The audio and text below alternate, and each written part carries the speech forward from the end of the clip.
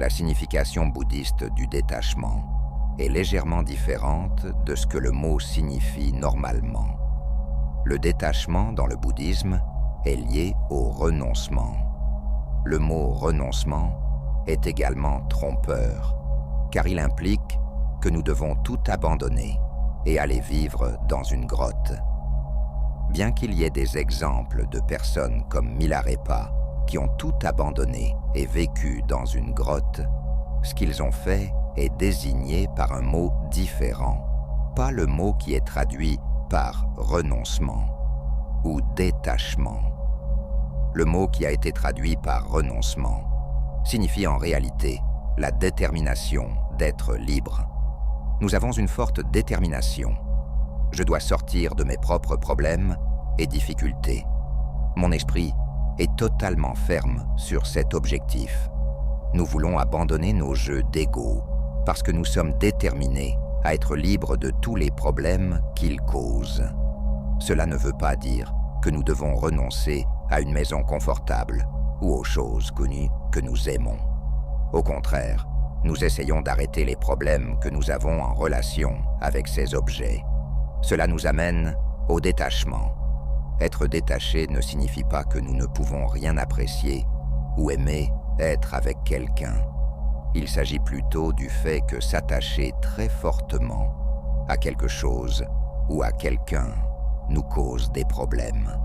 Nous devenons dépendants de cet objet ou de cette personne et pensons « si je le perds ou ne peux pas toujours l'avoir, je vais être malheureux ». Le détachement signifie « si j'obtiens la nourriture que j'aime, très bien. Si je ne l'obtiens pas, d'accord. Ce n'est pas la fin du monde. Il n'y a pas d'attachement ou d'accrochage à cela. Parce que nous sommes attachés à beaucoup de choses, aux possessions matérielles, aux lieux, aux personnes, aux plaisirs, aux valeurs, aux objectifs, aux périodes de temps, et certainement à beaucoup d'autres choses.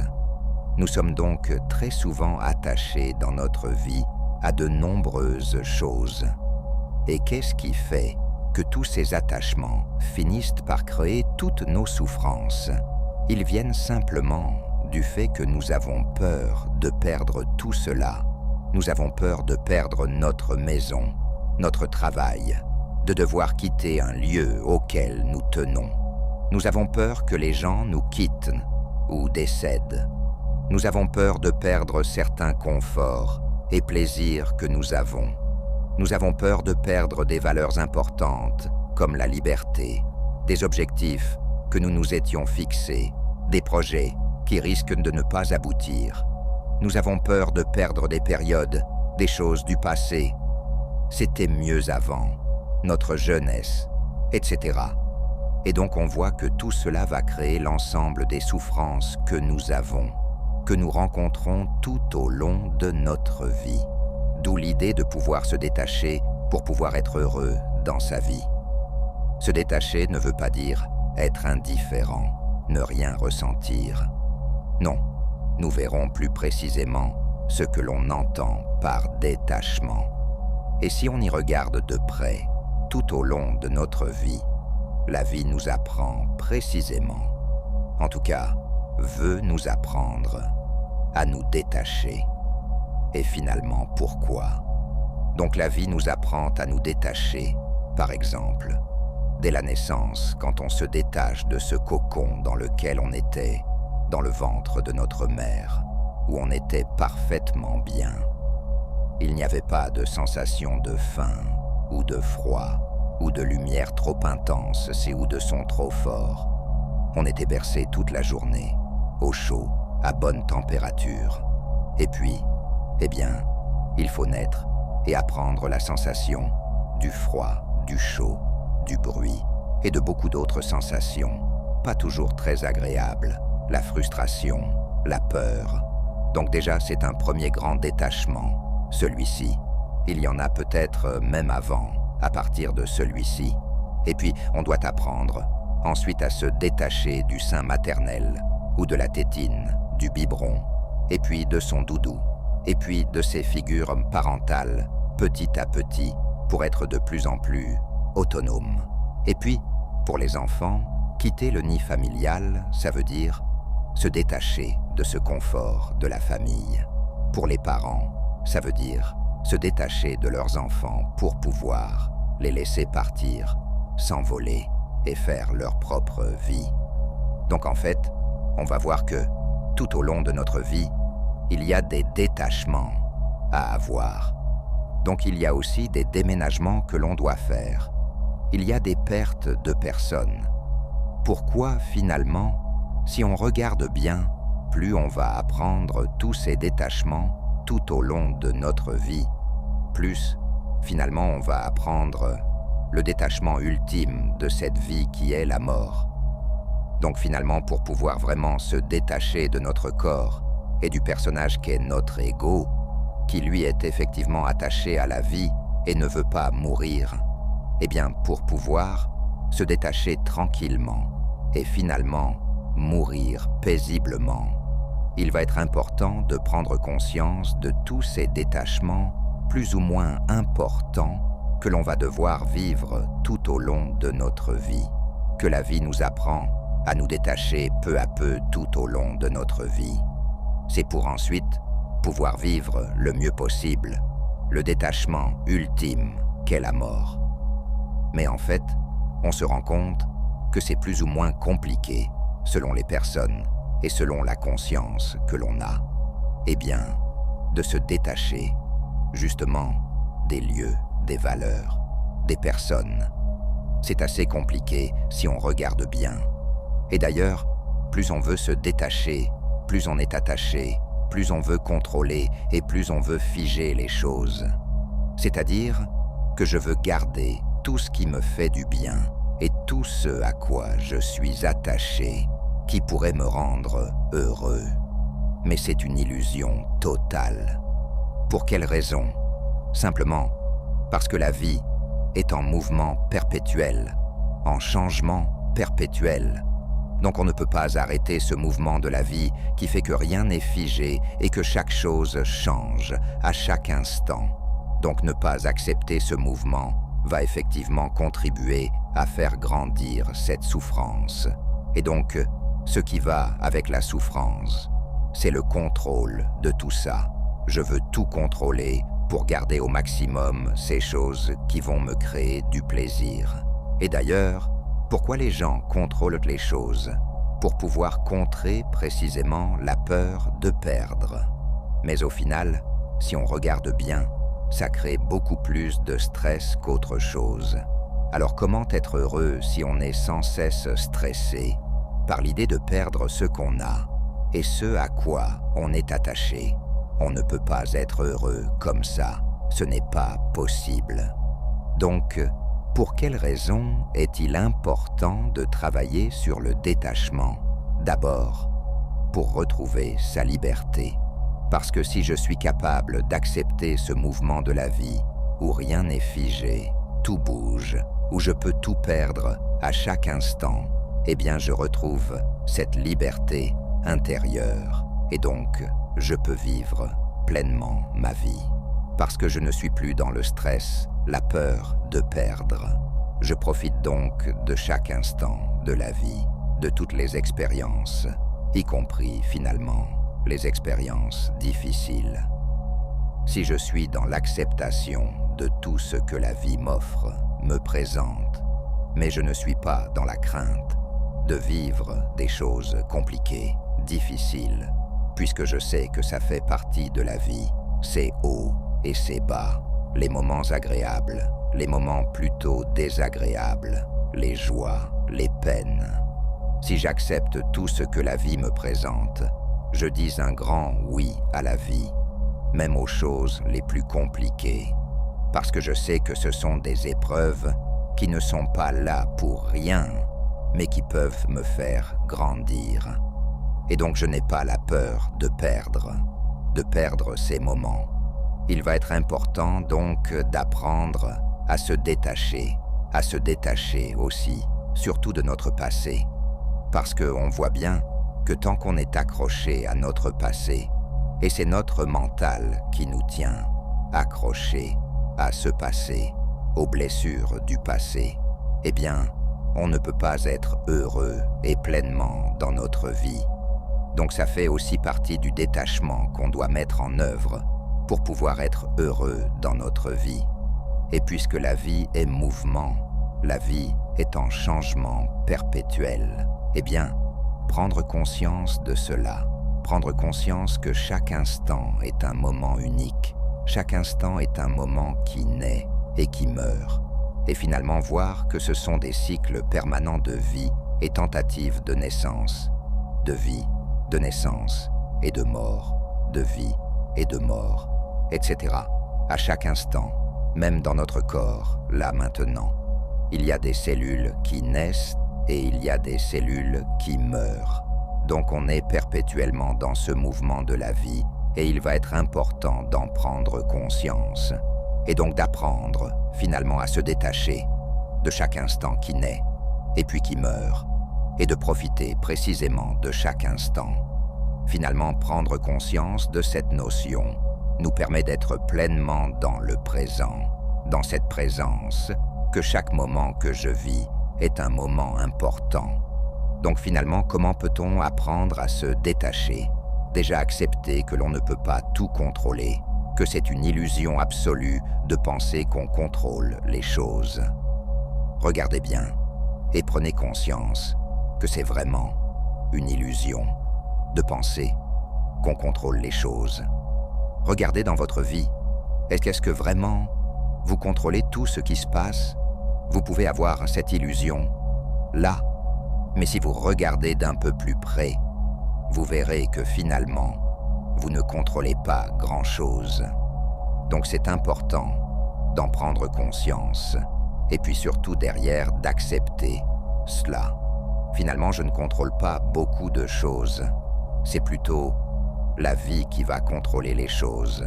Je peux mettre en œuvre certaines choses, essayer de manger d'une certaine façon, de me soigner d'une certaine façon, mais au final, même si par exemple, je décide de manger le plus sainement possible, je ne suis pas à l'abri de tomber malade, pour X raisons d'ailleurs.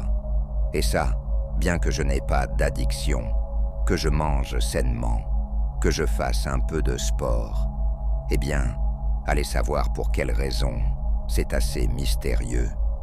Je peux quand même tomber malade. Et là, on voit bien que finalement, ce n'est pas nous qui décidons ça. Et je dis souvent c'est la vie. C'est la vie qui va décider finalement de ce qui va nous être mis sur notre chemin. Et donc tout le travail pour nous, ça va être non pas de vouloir contrôler ce que la vie nous met sur notre chemin, parce que c'est elle qui décide, ce n'est pas nous, mais plutôt d'apprendre à accepter tout ce qu'elle nous présente et pouvoir dire un grand oui à tout ce qu'elle nous présente, sans chercher à contrôler quoi que ce soit. Donc ça suppose, comme je l'ai dit, accepter que la vie est en mouvement perpétuel et qu'encore une fois, on ne peut pas contrôler ce mouvement. On ne peut pas contrôler tout ce qui est en train de se dérouler dans notre vie. Ça veut dire développer la pleine présence. Plus je suis conscient de chaque instant, plus je peux apprécier tous ces instants, tous les moments de vie. Et c'est ça qui me remplit. C'est que lorsque je suis en train de vivre un moment avec quelqu'un et que je partage quelque chose de beau, eh bien je suis pleinement présent à ce moment. Et je suppose qu'en même temps, je suis en train de me dire, même ce moment va disparaître, parce qu'à l'instant même où je pense cela, je quitte la présence du moment que je suis en train de vivre. Il faut comprendre l'idée que le monde est en flux. Je vous ai donné le mot sanskrit dukkha, le sentiment de frustration. Dukkha provient vraiment de l'incapacité d'une personne à accepter les deux autres caractéristiques, l'absence de soi permanent et le changement. Le sentiment que nous avons d'être un organisme durable. Je vous rencontre aujourd'hui et je vous vois. Et puis demain, je vous rencontre à nouveau.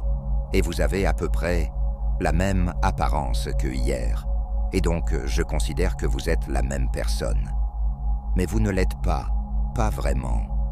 Quand je regarde un tourbillon dans un ruisseau, voici le ruisseau qui coule, et il y a toujours un tourbillon, comme celui du Niagara. Mais ce tourbillon ne retient jamais, jamais vraiment d'eau. L'eau le traverse tout le temps.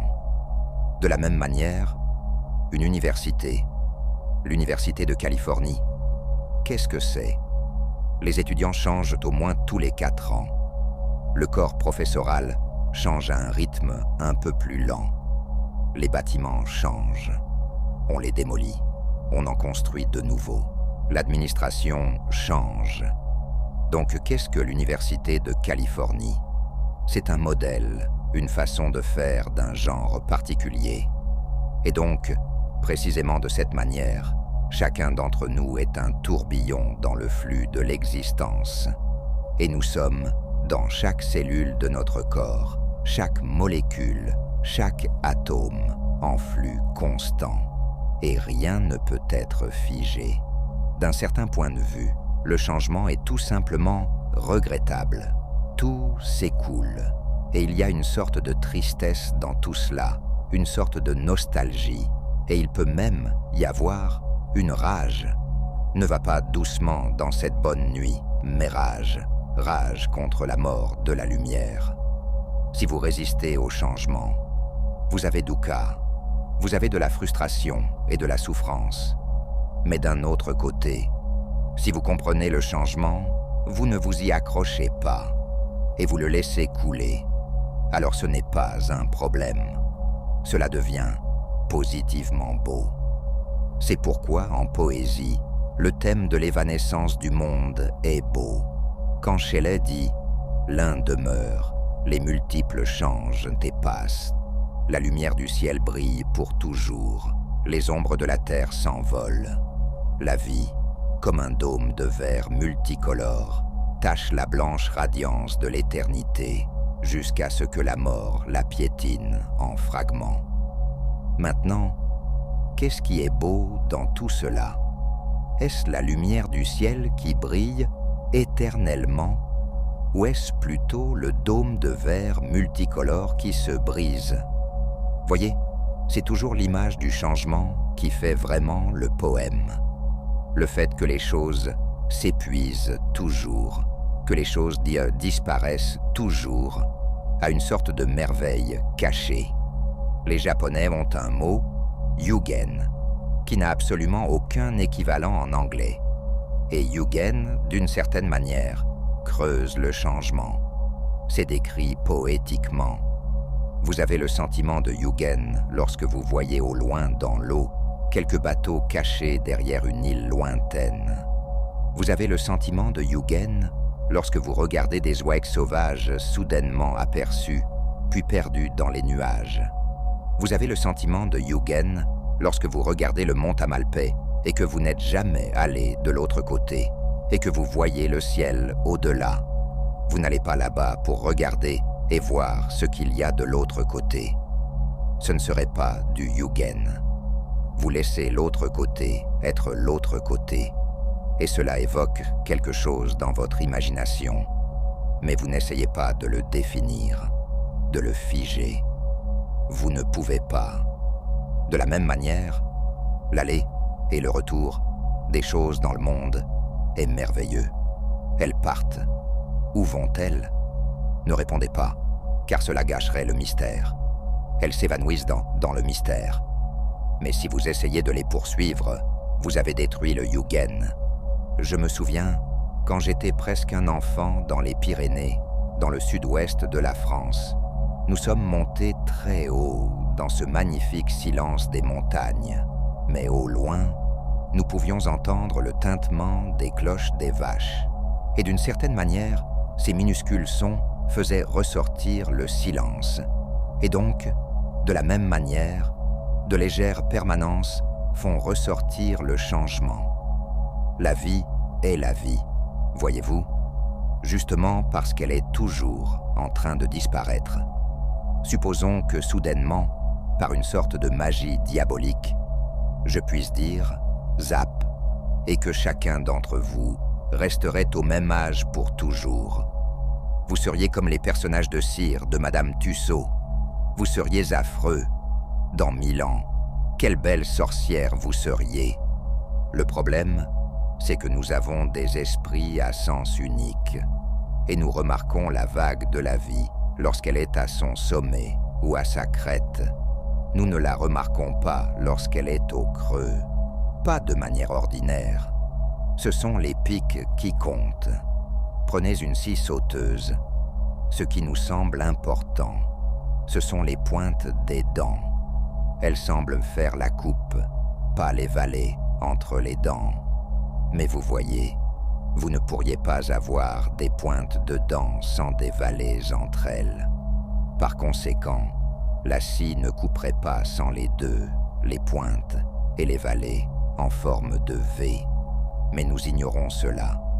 Nous ne remarquons pas les vallées autant que nous remarquons les montagnes. Les vallées pointent vers le bas, les montagnes pointent vers le haut. Et nous préférons les choses qui pointent vers le haut, parce que le haut est bon et le bas est mauvais. Mais, sérieusement, nous ne louons pas les sommets pour leur hauteur et ne blâmons pas les vallées pour leur bassesse. Mais c'est ainsi, voyez-vous, que nous ignorons l'aspect vallée des choses. Et donc toute sagesse commence par mettre l'accent sur l'aspect vallée par opposition à l'aspect pic.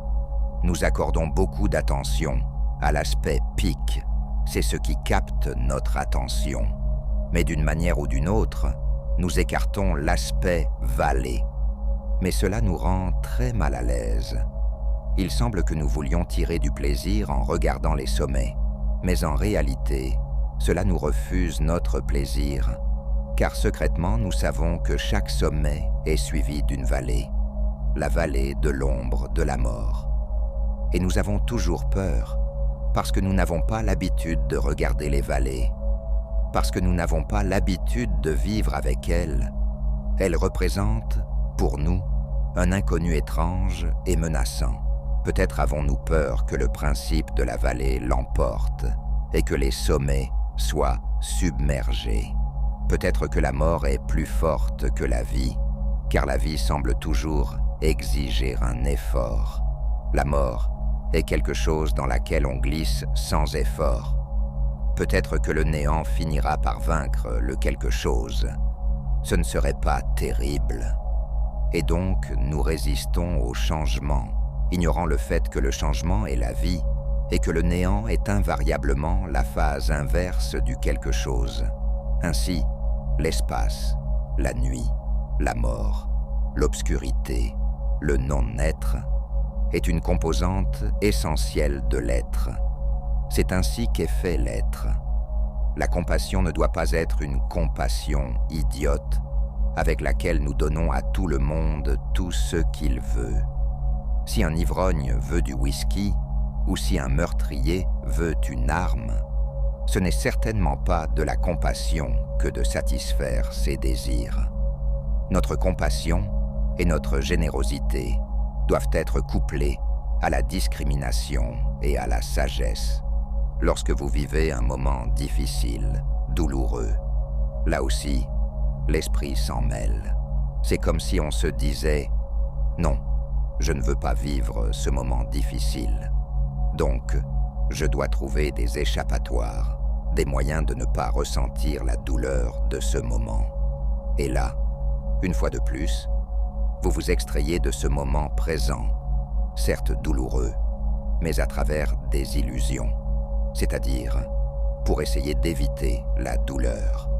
Et c'est précisément en évitant la douleur que vous allez créer de la souffrance, c'est-à-dire, par exemple, que je vais prendre des substances pour essayer d'oublier, mais alors je vais me rendre dépendant de ces substances parce que je veux oublier ce moment difficile où je vais faire des activités pour ne plus penser, mais en faisant ces activités, par exemple du sport d'à outrance, je risque de me blesser parce que j'utilise ce moyen pour ne pas ressentir de la tristesse ou une douleur quelconque. Nous n'avons donc rien à gagner à vouloir nous extraire du moment présent, même quand il est difficile, même quand il est douloureux. Donc vraiment, il s'agit aussi d'apprendre à vivre pleinement tous les moments, absolument tous les moments. Comme je viens de le dire, les moments que nous qualifierons d'agréables et les moments que nous qualifierons de désagréables. Parce que ces moments désagréables nous apprennent des choses dans tous les cas. Donc finalement, tout est bon. C'est notre esprit qui veut supprimer tout ce qui est désagréable pour n'avoir que l'agréable. En revanche, notre conscience, celle qui nous permet de prendre du recul, nous permet de voir que toutes les expériences sont absolument nécessaires pour nous faire avancer, pour nous faire grandir en conscience. Il s'agit donc aussi de développer sa flexibilité face au changement. C'est-à-dire que plutôt que de toujours vouloir rester dans des habitudes, les mêmes activités, ou les mêmes personnes même, l'idée est de changer. Être précisément dans cette flexibilité de la vie, et donc du mouvement de la vie. Donc parfois, changer d'itinéraire quand on va quelque part, où on prend toujours le même chemin, ou changer d'habitude, ou changer d'activité, changer de lieu pour aller en vacances, par exemple. Créer du changement comme ça. Parce que plus vous serez à même de vivre ces changements, plus il vous sera facile de vivre les changements de la vie. Et plus vous pourrez donc vous détacher, car vous ne serez pas attaché précisément à une activité, un lieu, une habitude. Vous pourrez vous détacher assez facilement. Parce que vous acceptez cette flexibilité, ce mouvement de la vie. Et puis une autre clé, c'est la gratitude. La gratitude, c'est regarder tout ce que la vie peut offrir en abondance, plutôt que de regarder tout ce que l'on n'a pas, tout ce qui nous manque. Souvent, on peut se comporter si on n'a pas précisément développé notre conscience, mais avec un schéma du « c'est normal » en fait. Mais non, en fait, ce n'est pas forcément normal, par exemple, d'avoir la possibilité d'avoir nos yeux pour voir ou nos jambes pour marcher. Ce n'est effectivement pas forcément quelque chose de normal. D'ailleurs, il y a des gens qui ne voient pas, qui ne marchent pas. Donc la gratitude d'avoir à manger. Il y a encore dans le monde des gens qui meurent de faim, qui n'ont pas la possibilité de manger à leur faim, et ce qu'ils veulent.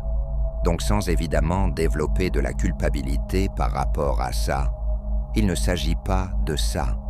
Il s'agit de voir tout ce que la vie vous offre, effectivement, vous donne. Et même, comme je le dis, quand elle vous offre une épreuve, ayez de la gratitude aussi par rapport à ça. Parce que ce n'est pas pour rien, c'est pour vous faire comprendre des choses sur vous-même.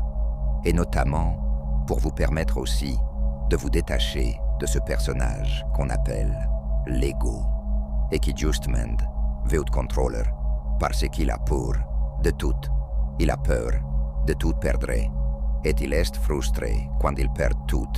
Alors que justement si vous détachez de ces personnages-là, et que vous prenez du recul, et que vous développez votre conscience et cette capacité à observer ce personnage qui joue sur la scène de la vie, c'est aussi un détachement qui vous permettra plus tard de pouvoir vous détacher définitivement de cette vie et de passer de l'autre côté, sur l'autre rive, avec la mort.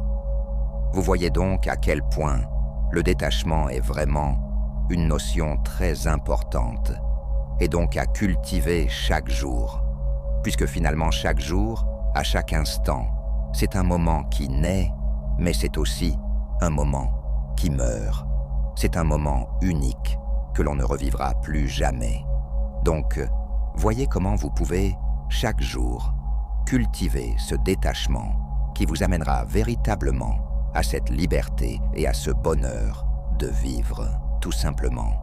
Parfois, il est nécessaire d'agir de manière énergique pour discipliner un enfant ou pour empêcher qu'une situation horrible ne se produise.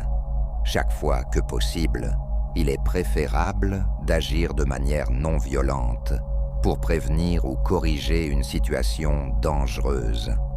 Cependant, si cela ne fonctionne pas et que nous voyons que la seule façon de mettre fin immédiatement au danger est d'agir énergiquement, alors ce serait considéré comme un refus d'aider si nous n'utilisions pas cette méthode. Néanmoins, nous devons agir de manière à ne pas causer de grands torts aux autres. Le Dalai Lama s'est vu poser une question similaire lors d'une interview et il a donné un exemple. Un homme va dans une rivière extrêmement difficile et dangereuse à traverser et va la traverser à la nage. Deux personnes observent à proximité et elles savent toutes deux que si cette personne entre dans la rivière, elle se noiera dans le courant. L'une regarde placidement et ne fait rien. Elle pense qu'elle doit être non violente et que cela signifie qu'elle ne doit pas interférer. La deuxième personne crie au nageur et lui dit de ne pas entrer dans l'eau. Le courant est dangereux. Le nageur dit « Je m'en fiche, j'y vais quand même ». Ils se disputent et finalement, pour empêcher le nageur de se tuer, la personne sur la rive le frappe et l'assomme. Dans cette situation, la personne qui se contente de rester assise et est prête à regarder l'homme entrer dans l'eau et se noyer est celle qui commet un acte de violence. La personne non violente est celle qui empêche effectivement l'homme de se tuer, même si elle a dû recourir à une méthode énergique. Chers amis, je tiens à prendre un instant pour exprimer ma plus profonde gratitude envers chacun d'entre vous. Le simple fait que vous soyez ici sur ma chaîne et que vous consacriez une partie de votre précieux temps à regarder mes vidéos a une signification qui transcende les simples chiffres. Votre soutien est un cadeau inestimable qui me motive à toujours donner le meilleur de moi-même et à créer du contenu qui puisse vous inspirer, vous informer et vous divertir. C'est vous qui donnez un sens à tout cela et qui rendez cette aventure si spéciale. Du fond de mon cœur, merci d'être là. Merci pour votre soutien et merci de faire partie de ce voyage avec moi. Vous êtes incroyables.